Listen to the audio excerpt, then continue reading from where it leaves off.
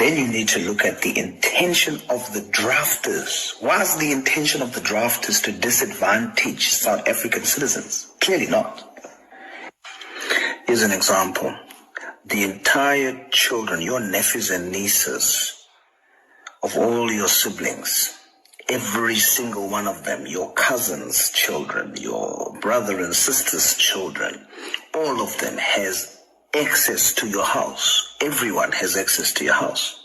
Now you have a monthly budget in your household. If all your brothers and sisters' children and your cousins' children comes to your house to visit, you'll be okay the first day. You'll be okay the second day. But if they decide now they're going to stay without your permission, without you considering whether you are able to see to everybody, and they just stay, are you going to allow that? So I just want to deal with this quickly. Hello, everyone.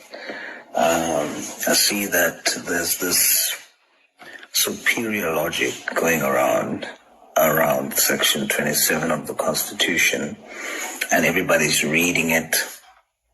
And the rule, the constitutional precept that says everyone has a right to access to public health care.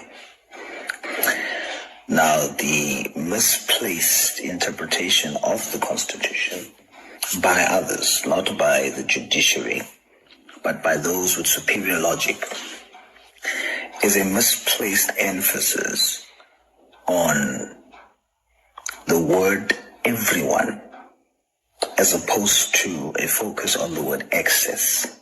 When you understand the principles of the interpretation of statutes, it's an actual discipline. And when you understand the processes, you would see that there's different levels or different steps when you interpret statutes. The first one is literal interpretation. So you read the rule, the regulation, the policy, the constitutional precept literally. And in this case, the literal meaning is there, and the focus is on everyone. But you must focus in on excess. The second principle, that when you read the literal meaning, and the literal meaning has certain negative impact, then you apply what you call the golden rule. The golden rule now says that if the literal rule negatively impacts what the aim of the rule was, then you need to interpret it differently. Like in this case, including everyone is burdening the healthcare system, public healthcare system. It's impacting on, it's causing budgetary constraints. It is negatively impacting South African citizens. So now you must say, something's wrong with this rule.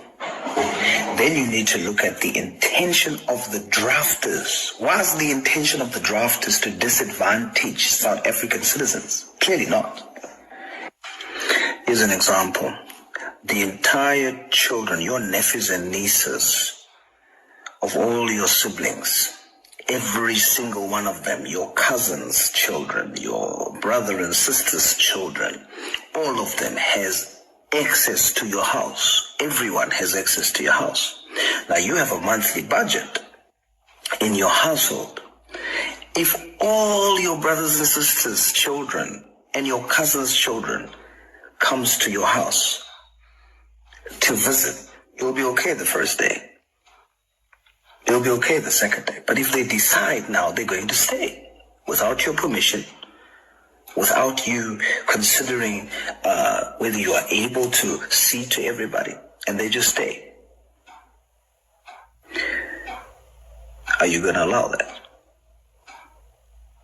Maybe it's not superior logic, as some people has, but even inferior logic will tell you, you must be crazy to then say to your children, sleep outside, because your uncle's children and my cousin's children must sleep inside and you must go sleep outside.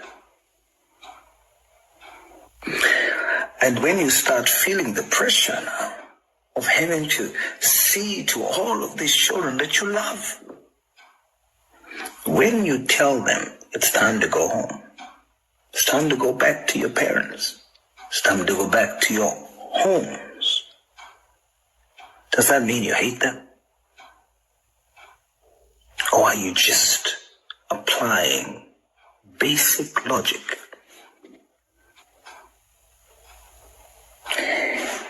The fact that you've got excess, that everyone has excess, does not mean it is unconditional in terms of the benefit that comes from that excess. Even the rights that is there for us as South African citizens in the Bill of Rights, there is a limitation clause in the Constitution in Section 36. There are limitations to the rights that you have. Once the enforcement of your right causes a breach or an infringement upon my rights, then there must be a limitation on your rights. And this is currently the situation. This right that you are protecting of undocumented foreigners is having a negative impact on South African citizens. As such, that right is not unconditional. We love our African brothers and sisters. We believe that Africa needs to unite and needs to be one.